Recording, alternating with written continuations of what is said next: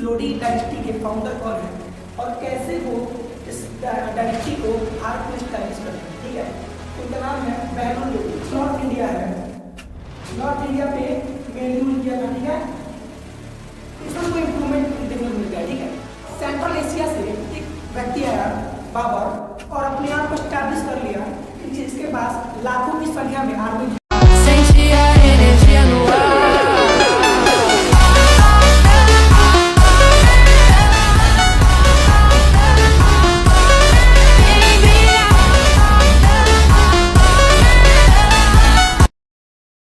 Hello everyone, I am Mohit Srivastava. Welcome to YouTube channel that is math mentor 2.0। इस video lecture में हम जानेंगे कि भारत में कैसे मुगल डायनेस्टी का राइज हुआ, कैसे भारत में मुगल एम्पायर स्टैब्लिश हुआ। इस पूरे वीडियो लेक्चर में हम जानेंगे। ठीक है, आपको ये जान के हैरानी होगी कि कैसे एक सेंट्रल एशिया से एक आदमी आता है और एक छोटे से आर्मी टुकड़े के साथ वो भारत के जो दिल्ली सल्तनत था, भारत का जो सेंट्रल इंडिया था, उसको कैसे कैप्चर करता है और कैसे अपने आप को स्टैब्लिश करता है और कम से कम 300 साल तक वो अपने आप को वहाँ पे बनाए रखता है। इन सभी बातों को हम इस वीडियो लेक्चर में जानेंगे।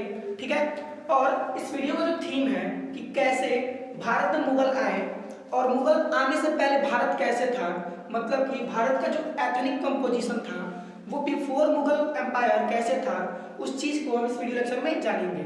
ठीक है, तो जो इस वीडियो लेक्चर का थीम है वो ये है कि राइज ऑफ लोडी डायनेस्टी। जब मुगल वंश आए, जब मुगल एम्पायर भारत में आया, बाबर जब भारत में आया, तो उसके पहले जो दिल्ली था, जो दिल्ली सल्तनत था, उस दिल्ली पे लोडी वंश का, लोडी डायनेस्टी का कैसे राइज हुआ उसको जानेंगे और कैसे लोडी, जो लोडी डायनेस्टी है वो कैसे आगे चलता गया और इब्राहिम लोडी तक कैसे पहुंचा, उस चीज को जानेंगे। उसके बाद हम जानेंगे कि why Babur come to India, आखिर बाबर भारत आया क्यों। ठीक है, और अगर उसे बुलाया कोई तो क्यों बुलाया। ठीक है, फिर जानेंगे strategy of battle of Panipat. इस टॉपिक में हम जानेंगे कि जो बैटल ऑफ पानीपत हुआ था, फर्स्ट बैटल ऑफ पानीपत हुआ था 1526 में, उसमें क्या स्ट्रेटेजी थी बाबर की और लोडी डायनेस्टी की, उस स्ट्रेटेजी को हम इस टॉपिक में जानेंगे। ठीक है, अगला जो टॉपिक है how did Babur won the battle, मतलब कि बाबर इस बैटल को कैसे जीत गया। बाबर के पास पहले से बहुत छोटी टुकड़ी थी आर्मी की। ठीक है, लेकिन डिस्पाइट उसके पास थोड़ा गन पाउडर था, ठीक है, वो उस पास वेल ट्रेंड आर्मी थे, फिर भी कैसे वो एक छोटी सी टुकड़ी लेकर के एक सेंट्रल एशिया से आदमी आता है और भारत में जो पहले से स्टैब्लिश है एक डायनेस्टी, उसे उखाड़ फेंकता है। उसे हम इस टॉपिक में जानेंगे। फिर जानेंगे कि rise of Mughal empire, Bharat में कैसे मुगल एम्पायर का राइज हुआ, कैसे भारत में मुगल एम्पायर स्टैब्लिश हुआ और उसके बाद कौन कौन से युद्ध लड़े गए और बाबर कैसे मतलब मरा, उसके बाद कैसे मतलब जो मेन लीडर था बाबर, उसके मरने के बाद भी कैसे मुगल वंश आगे तक चला। उस सारे टॉपिक को, उन सारी बातों को हम इस टॉपिक में समझेंगे। तो आपको आशा करते हैं कि ये थीम समझ में आया होगा कि हम इस वीडियो लेक्चर में क्या पढ़ने वाले हैं और कैसे लोडी वंश का नाश होता है, लोडी डायनेस्टी हटता है और भारत में मुगल एम्पायर आता है। उस सब बातों को हम इस वीडियो में देखेंगे। ठीक है, अगर ये आपको थीम समझ में आया होगा तो एक लाइक कीजिएगा। Thank you so much. Hello everyone, I am Mohit Srivastava. Welcome to YouTube channel that is math mentor 2.0। पिछले वीडियो लेक्चर में हम इस वीडियो लेक्चर का थीम देख चुके थे कि हम इसमें क्या पढ़ने वाले हैं। आज हम उस थीम का पहला टॉपिक लेकर आए हैं, इसका नाम है राइज ऑफ लोडी डायनेस्टी, कि भारत में कैसे लोडी डायनेस्टी आता है। दिल्ली सल्तनत के बाद उस दिल्ली सल्तनत में कैसे लोडी डायनेस्टी आता है, इस टॉपिक में हम जानेंगे। ठीक है, तो सबसे पहले हम इसके फाउंडर को देखते हैं कि इस लोडी डायनेस्टी के फाउंडर कौन है और कैसे वो इस डायनेस्टी को भारत में स्टैब्लिश करते हैं। ठीक है, तो उनका नाम है बहलुल लोडी। ठीक है, जो पहले थे फाउंडर थे इस लोडी डायनेस्टी के, उनका नाम है बहलुल लोडी। बहलुल लोडी 1451 में भारत में आते हैं और इनका जो शासनकाल रहता है वो 1489 तक रहता है। ठीक है, इनके बारे में बताया गया है कि सबसे पहले ही established first Afghan dynasty in Delhi, मतलब कि भारत में जो दिल्ली सल्तनत था वो सेंट्रल एशिया से आए थे। ठीक है, दिल्ली सल्तनत वाले सेंट्रल एशिया से आए थे। अभी तक कोई भी अफगानिस्तान से दिल्ली सल्तनत में रूल नहीं किया था। तो ये पहले रूलर थे बहलूल लोडी पहले रूलर थे जो अफगानिस्तान से आके दिल्ली सल्तनत में रूलिंग किए, ठीक है। उसके बाद बताया जा रहा है the Lodi dynasty was last ruling dynasty of Delhi सल्तनत, और Lodi dynasty last ruling dynasty भी रहता है दिल्ली सल्तनत के बाद, ठीक है। क्योंकि जो दिल्ली सल्तनत आता चल रहा है, ठीक है, उस दिल्ली सल्तनत को हम देख रहे हैं कि लोडी डायनेस्टी के बाद जो मुगल वंश आ गया, मुगल एम्पायर आ गया, वो लोडी डायनेस्टी को समाप्त कर दिया, और लोडी डायनेस्टी के बाद जो दिल्ली सल्तनत था वो उसका भी अंत हो गया था, ठीक है। तो दिल्ली सल्तनत लोडी डायनेस्टी के साथ ही अंत हो गया, इसीलिए लोडी जो डायनेस्टी था, लोडी डायनेस्टी, ये लास्ट रूलिंग डायनेस्टी था दिल्ली सल्तनत में, ठीक है। फिर बताया जा रहा है पावर मेनली इन नॉर्थ इंडिया। जब बहलूल लोडी आए थे, जब बहलूल लोडी आया था तो वो जो नॉर्थ इंडिया है, नॉर्थ इंडिया पे मेनली रूल किया था, ठीक है। नॉर्थ इंडिया में अपना जो आ जाएगा दिल्ली वाला क्षेत्र, पंजाब क्षेत्र, लाहौर क्षेत्र, ठीक है। तो इन सारे रीजन में वो अपने एम्पायर को स्टैब्लिश कर पाया था, ठीक है। उसके बाद जब 1489 आता है तो 1489 में जो सेकंड रूलर बनते हैं दिल्ली सल्तनत लोडी डायनेस्टी में, उनका नाम था सिकंदर लोडी, ठीक है। तो सिकंदर लोडी जो सेकंड रूलर बनते हैं दिल्ली सल्तनत में, ठीक है, लोडी डायनेस्टी में, उनका नाम है सिकंदर लोडी, और ये 1489 से लेके 1517 तक चलते हैं, ठीक है। इनमें बताया गया है ही shift capital from Delhi to Agra, ठीक है। जो सिकंदर लोडी थे वो भारत के कैपिटल को दिल्ली से आगरा शिफ्ट करते हैं, ठीक है, और ये एक फैक्ट है, ठीक है। फिर बताया जा रहा है इम्प्रूव एडमिनिस्ट्रेशन। सिकंदर लोडी के समय जो लोडी डायनेस्टी था, इसमें एडमिनिस्ट्रेशन को इम्प्रूवमेंट देखने को मिलता है, ठीक है। वो एडमिनिस्ट्रेशन को मतलब कैसे चलाना है, कैसे उसको बेहतर करना है, वो इनके समय देखने को मिलता है, और साथ ही साथ जो आर्म फोर्स है उसको भी ये तैयार करते हैं, ठीक है। इनके बाद आता है इनके जो सेकंड सन थे, इनका सेकंड पुत्र आता है, नाम है इब्राहिम लोडी। इब्राहिम लोडी ये लास्ट रूलर थे लोडी डायनेस्टी के, साथ ही साथ दिल्ली सल्तनत के, जो भारत में रूल करते हैं, ठीक है। इनके बारे में बताया गया है ये आते हैं 1517 में और 1526 तक रहते हैं। 1526 में जब पानीपत का फर्स्ट बैटल होता है तब इनका अंत होता है, और साथ ही साथ पूरे लोडी डायनेस्टी का भी अंत होता है, ठीक है। तो बताया गया है ही वाज एरोजेंट रूलर, ठीक है, ये बहुत घमंडी थे, ठीक है। इनका जो रूलिंग स्टाइल था वो बेहतर नहीं था, जैसे सिकंदर लोडी थे और बहलूल लोडी थे।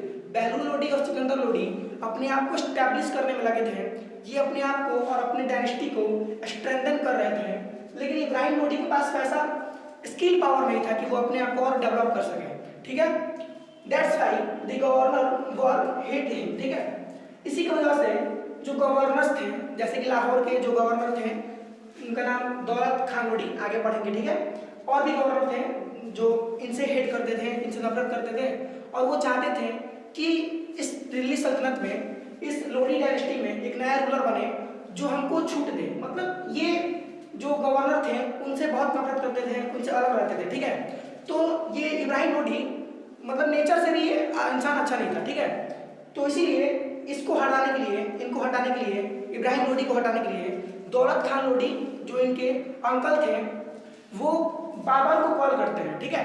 तो ये वाला कहानी जो है, बाबर को कॉल करते हैं और कैसे बाबर को बाहर भारत में बुलाते हैं, और सेंट्रल एशिया से एक व्यक्ति आया बाबर, और अपने आप को स्टैब्लिश कर लिया। इसके पास लाखों की संख्या में आर्मी थी, साथ में इसके पास हाथी थे, घोड़े थे, ठीक है। मतलब कि ये आर्मी आर्म फोर्स में स्ट्रांग था। फिर भी एक सेंट्रल एशिया से कम मिनिमम 15 या 17 हजार आर्म फोर्स लाते हुए वो इस डायनेस्टी को खत्म करता है और भारत में अपने आप को स्टैब्लिश करता है। ये बहुत बड़ी बात है। इसी की वजह से जो डायनेस्टी है, लोडी डायनेस्टी, इसका अंत होता है और भारत में मुगल एम्पायर को देखने को मिलता है। तो अगले वीडियो में हम देखेंगे कैसे दौलत खान लोडी बाबर को बुलाते हैं और बाबर किस रूट से आता है, बाबर का एम क्या था भारत आने के लिए, और उसके पहले बाबर की स्थिति क्या थी, बाबर कहाँ का था, ये सारा हम अगले चैप्टर में पढ़ेंगे, ठीक है। Hello everyone, I am Mohit Srivastava, welcome to YouTube channel that is mathematics 2.0। पिछले वीडियो लेक्चर में हम ये देख लिए थे कि भारत की स्थिति क्या थी और भारत में उस समय 1526 तक कौन रूल कर रहा था, दिल्ली सल्तनत में कौन थे, और लोडी डायनेस्टी का जो लास्ट रूलर था इब्राहिम लोडी, उसका नेचर कैसा था, वो कैसा इंसान था और किस प्रकार से वहाँ पे स्ट्रेटेजी चल रही थी, किस प्रकार से दिल्ली सल्तनत में स्थिति थी, इन सारी बातों को हम पिछले वीडियो लेक्चर में देख लिए हैं। अगर आप पिछला वीडियो लेक्चर नहीं देखे होंगे तो डिस्क्रिप्शन में उसका लिंक दिया है, आप जाके उस वीडियो को देख सकते हैं। ठीक है, आज हम पढ़ेंगे कि कैसे बाबर भारत में आता है, बाबर को अगर कोई बुलाता है तो कौन बुलाता है और उसको क्यों बुलाया जाता है। ठीक है, आज पढ़ेंगे कि बाबर कैसे आता है भारत में और बाबर का भारत में आने का क्या एम रहता है। ठीक है, इस वीडियो लेक्चर में हम पूरे बाबर के बारे में जानेंगे, साथ ही साथ बैटल ऑफ पानीपत फर्स्ट कैसे हुआ, कहाँ हुआ, उसका इम्पैक्ट क्या पड़ा वो पढ़ेंगे। उसके बाद बैटल ऑफ पानीपत फर्स्ट के बाद जब बाबर आया भारत में, मुगल एम्पायर स्टैब्लिश हुआ, तो उसके बाद मुगल एम्पायर की क्या स्थिति रही, battle of Khanwa, battle of Chanderi, battle of Ghaghra, हम इन तीनों बैटल को पढ़ेंगे। और साथ में कैसे बाबर मरा और बाबर के मरने के बाद कैसे इस मुगल एम्पायर को आगे तक स्ट्रेंथन किया गया, इन सारी बातों को हम इस वीडियो लेक्चर में जानेंगे। ठीक है, तो हम शुरू करते हैं इस वीडियो लेक्चर को। बताया जा रहा है इन्वाइटेशन ऑफ बाबर। ठीक है, बाबर को कैसे इन्वाइट किया जा रहा है वो बताया जा रहा है। ठीक है, तो लिखा गया है दौलत खान लोधी। ठीक है, दौलत खान लोधी जो कि इब्राहिम लोधी के चाचा लगते थे। ठीक है, इब्राहिम लोधी के चाचा थे ये। ठीक है, और ये गवर्नर थे पंजाब के। ठीक है, दौलत खान लोधी उस समय पंजाब के गवर्नर थे और ये देवर इनवाइटेड बाबर, ये बाबर को इनवाइट किए थे 1524 में। ठीक है, तो 1524 में दौलत खान लोधी द्वारा बाबर को इनवाइट किया गया था कि बाबर भारत में आए और भारत में जो दिल्ली सल्तनत में है, जो लोधी डायनेस्टी है, और लोधी डायनेस्टी का जो एकदम क्रूर शासक है, नाम है इब्राहिम लोधी, उसको ये हटाना चाहते थे। तो रीजन बताया गया है कि क्या रीजन था जिसके लिए ये दौलत खान लोधी बाबर को बुलाए, जो कि सेंट्रल एशिया से आया था। ठीक है, तो बताया जाए रीजन, पहला रीजन है टू डिफीट इब्राहिम लोधी, इब्राहिम लोधी को हटाने के लिए, उसको हराने के लिए और एक नया एम्पायर लाने के लिए। और ये जो दौलत खान लोधी थे ये सोच रहे थे कि इब्राहिम लोधी को हटा के हम दिल्ली पे शासन करें। ठीक है, दूसरा जो रीजन था कैप्चर दिल्ली रीजन, तो ये चाहते थे कि जो दिल्ली वाला क्षेत्र था उसको ये कैप्चर कर ले, उसको ये अपने अंतर्गत कर ले, इसीलिए ये बाबर का हेल्प लिए। ठीक है, अब बताया जा रहा है कि बाबर कौन था, बाबर कहाँ से आया था, बाबर मतलब कि वो कैसे आया भारत में, कैसे एंटर किया भारत में, और भारत में आने के बाद उसकी स्थिति क्या रह गई, वो इस टॉपिक से है। ठीक है, तो बताया जा रहा है ही वाज बॉर्न इन 1883 में ये बॉर्न हुआ था, जन्म लिया था। उसके बाद he was come from central Asia, central Asia से आया था, एक तुर्किस्तान नाम का देश है। ठीक है, तो वो वहाँ, ये बाबर वहाँ का इंसान था तुर्किस्तान का, और तुर्किस्तान से ये जब अफगानिस्तान में आया, अफगानिस्तान को ये क्या किया, कैप्चर कर लिया, जो काबुल उसका राजधानी है। तो ये काबुल पे कुछ समय तक शासन किया, फिर काबुल पे शासन करने के बाद इसकी चाह दिल्ली की तरफ बढ़ी। ठीक है, जो दिल्ली वाला क्षेत्र था, जो सेंट्रल इंडिया था, सेंट्रल एशिया इंडिया में दिल्ली में पावर था। ठीक है, उसके साथ साथ आगे आप देखिएगा तो लाहौर और पंजाब वाला रीजन भी बहुत कंसंट्रेटेड था। ठीक है, तो लाहौर और पंजाब साथ में दिल्ली को ये ऑक्यूपाई करने के लिए आगे बढ़ता है। ठीक है, और प्लस में इसको दौलत खान लोधी द्वारा इनवाइटेशन भी आता है। ठीक है, अब देखते हैं क्या हो रहा है। लिखा गया है ही वॉज ब्रेव वॉरियर। ठीक है, ये बहुत ब्रेव था, ठीक है, बहादुर था, इसको युद्ध रणनीति पता था, कैसे युद्ध को लड़ना है, ये बढ़िया स्ट्रेटेजी का प्रयोग करता था। और आगे आप देखेंगे इसके पास गन पाउडर भी था। ठीक है, गन पाउडर जैसे कि कैकून्स हो गए, जिसको तोप बोलते हैं। ठीक है, तो भारत में पहला व्यक्ति बनता है बाबर जो तोप का प्रयोग करता है, जो गन पाउडर का प्रयोग करता है। ठीक है, इसकी कुछ स्ट्रेटेजी थी, जिस स्ट्रेटेजी का प्रयोग करके ये इब्राहिम लोधी तक को भारत में हरा देता है। ठीक है, अब देख रहे हैं, लिखा गया है ही हैड स्किल्ड मिलिट्री।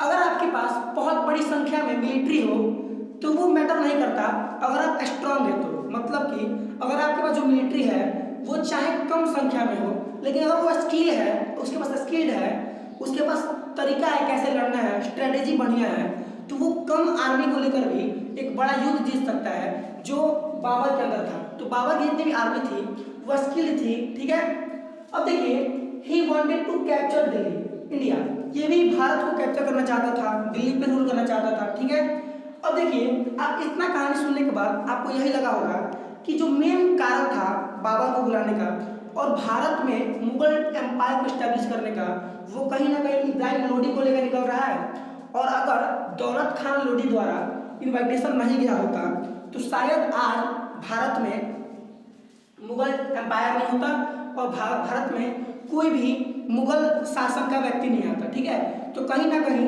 जो भारत को हराने का पीछे हाथ है वो भारतीयों का ही है। ठीक है, जैसे कि दौलत खान लोदी थे। अब देखिए आगे देखते हैं कि बाबर कैसे भारत में इंटर करता है। ठीक है, तो सबसे पहले वो काबुल में था। आप लोग बताया जा रहा था कि काबुल में वो पहले उसको कैप्चर कर लिया था और वो काबुल से पंजाब आता है और पंजाब से सीधे वो आता है लाहौर। ठीक है, लाहौर को ऑक्यूपाई करने के बाद वो पानीपत में बढ़ता है। ठीक है, पानीपत में बैटल होता है, बैटल ऑफ पानीपत फर्स्ट, जो हम अगले वीडियो में देखेंगे। ठीक है, बैटल ऑफ पानीपत फर्स्ट कैसे होता है, किसके बीच होता है, क्या उसमें स्ट्रेटेजी थी बाबर की और क्या स्ट्रेटेजी थी इब्राहिम लोदी की, साथ में इन दोनों की आर्मी कैसे थी। ठीक है, उस युद्ध का क्या रीजन था, कैसे हुआ, वो सारा हम अगले वीडियो में देखेंगे।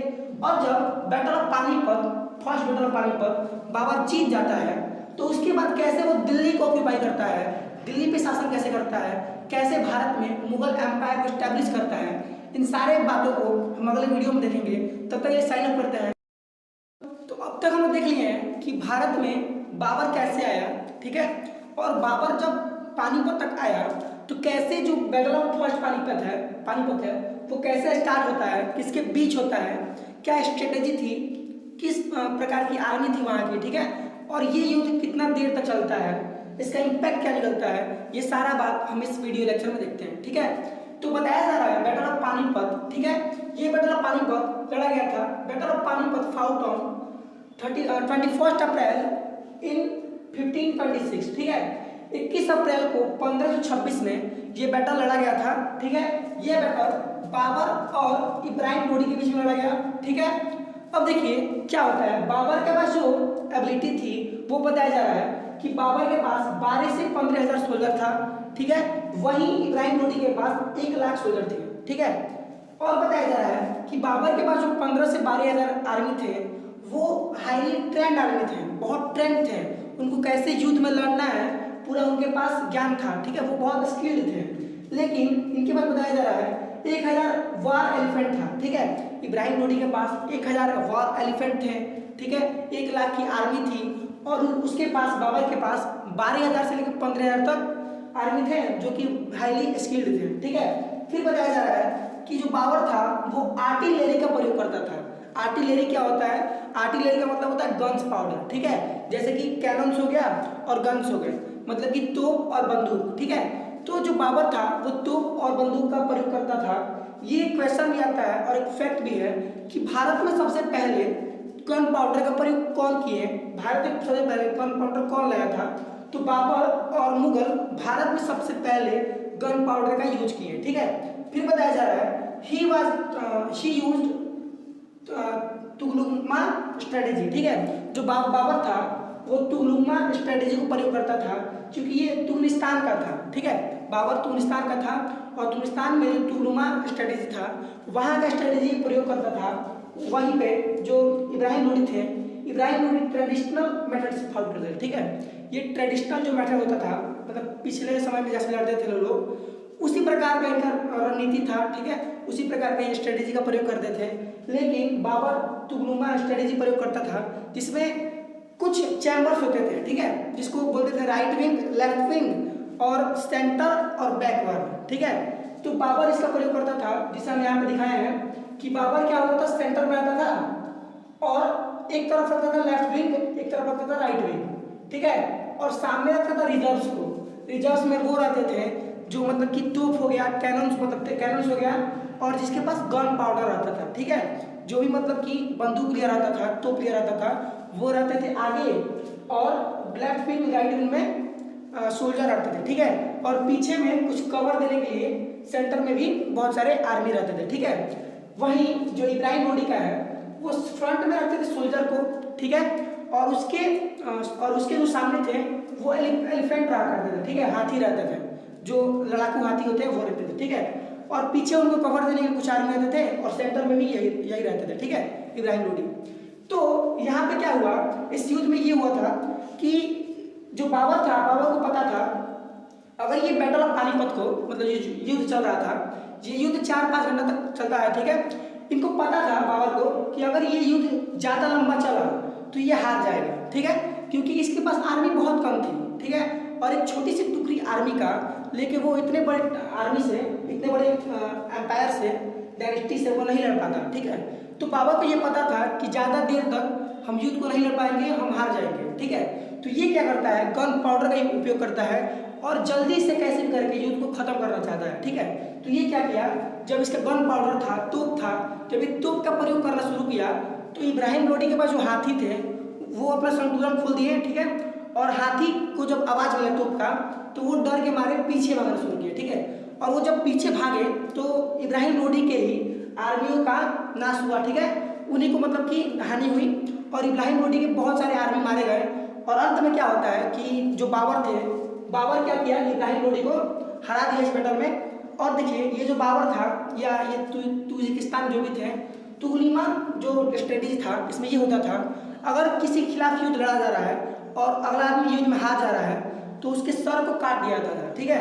तो बाबर भी क्या करता है कि इब्राहिम लोदी के सर को काट देता है और जितने उसके आर्मी थे, लाखों आर्मी थे इसके, उन सभी आर्मियों को भी उन आर्मियों के सर को काट देता है और एक ढेरी बना देता है, ठीक है। वो उनके सर को काट के ढेरी बना देता है, ठीक है। तो यहाँ पे इस बैटल का अंत होता है, फर्स्ट पानीपत बैटल खत्म होता है जो कि 21 अप्रैल को 1526 में लड़ा जाता है और ये युद्ध 4 से 5 घंटा होता है और पानीपत हरियाणा में होता है, ठीक है।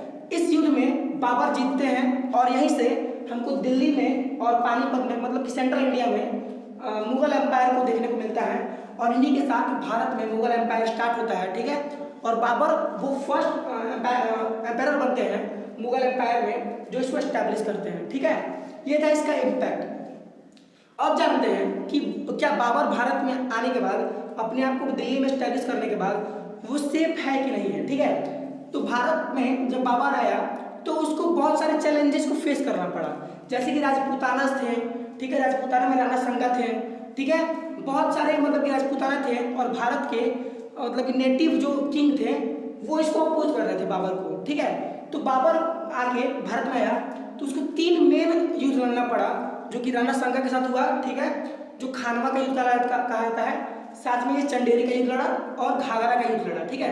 तो चंदेरी, घाघरा और खानवा के युद्ध में क्या हुआ था, वो युद्ध कैसे हुआ, किसके बीच हुआ, उस फैक्ट को हम देख लेते हैं, उसके बाद इस वीडियो लेक्चर को बंद किया जाएगा, ठीक है। अब तक हम देख लिए हैं कि भारत में कैसे बाबर आता है और बाबर कैसे अपने आप को भारत में एस्टैब्लिश करता है, ठीक है। अब देखेंगे कि भारत में बाबर इब्राहिम लोदी को हराने के बाद उसको कौन कौन से चैलेंजेस को फेस करना पड़ा, किसको किसको उसे अगेंस्ट में युद्ध लड़ना पड़ा, इस चीज़ को हम इस वीडियो लेक्चर में देखते हैं, ठीक है। तो बाबर इब्राहिम लोदी को हराने के बाद 1526 के बाद एक और बैटल लड़ता है जिसका नाम है बैटल ऑफ खानवा, जो कि 1527 में होता है, ठीक है। तो बैटल ऑफ खानवा 1527 में होता है और ये बैटल राणा संगा जो कि मेवाड़ के शासक के द्वारा हुआ था और मेवाड़ के शासक राणा संगा और बाबर के बीच में हुआ था। अल्टीमेटली बाबर इस युद्ध को भी जीत जाता है, ठीक है। और इस युद्ध के जीतने के बाद, बैटल ऑफ खानवा के जीतने के बाद बाबर एक और युद्ध लड़ता है जिसका नाम है बैटल ऑफ चंदेरी, ठीक है। तो बैटल ऑफ चंदेरी ये 1528 में हुआ था, ये मेदिनी राय और बाबर के बीच में हुआ था, ठीक है। ये बैटल फिर बाबर जीतता है और बाबर इस युद्ध को जीतने के बाद फिर एक और युद्ध को लड़ता है जिसका नाम है बैटल ऑफ घाघरा, ठीक है। बैटल ऑफ घाघरा घाघरा के बैंक में होता है, ठीक है। और ये युद्ध आपका अफगान चीफ के बीच में होता है और बाबर के बीच में होता है, ठीक है। अल्टीमेटली इस युद्ध को भी बाबर जीत जाता है और बाबर अपने आप को स्ट्रेंथन करता है, अपने आप को स्टैब्लिश कर लेता है भारत में। और उसके बाद जो मुगल डायनेस्टी है, मुगल एम्पायर है, वो भारत में पूर्णतः स्टैब्लिश हो जाता है। लेकिन 1530 में बाबर मर जाता है, उसका देहांत हो जाता है, ठीक है। उसके बाद एक बहुत बड़ी समस्या आती है मुगल एम्पायर पे कि मुगल एम्पायर को कैसे और कौन आगे बढ़ाएगा, ठीक है। तो उसका जो पुत्र रहता है जिसका नाम था Humayun continue the Mughal empire in India, ठीक है। हुमायूं मुगल एम्पायर को भारत में कंटिन्यू करता है लेकिन वो ज़्यादा देर तक इस एम्पायर को भारत में नहीं चला पाता है, ठीक है। 1530 से ये 1539 आते आते हुमायूं बैटल ऑफ चौसा में हार जाता है और उसके बाद मतलब कि ये एग्जाइल कर जाता है। ठीक है। तो आपको कमेंट सेक्शन में बताना है कि हुमायूं किस बैटल में हारा था। ठीक है, बैटल ऑफ चौसा में हारा था।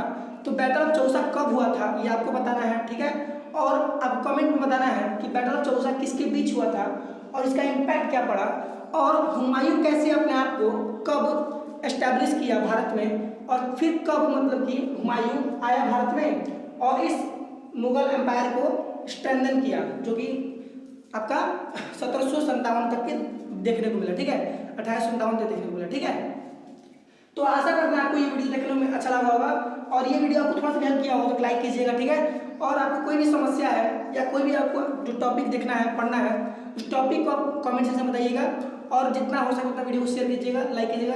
Thank you so much.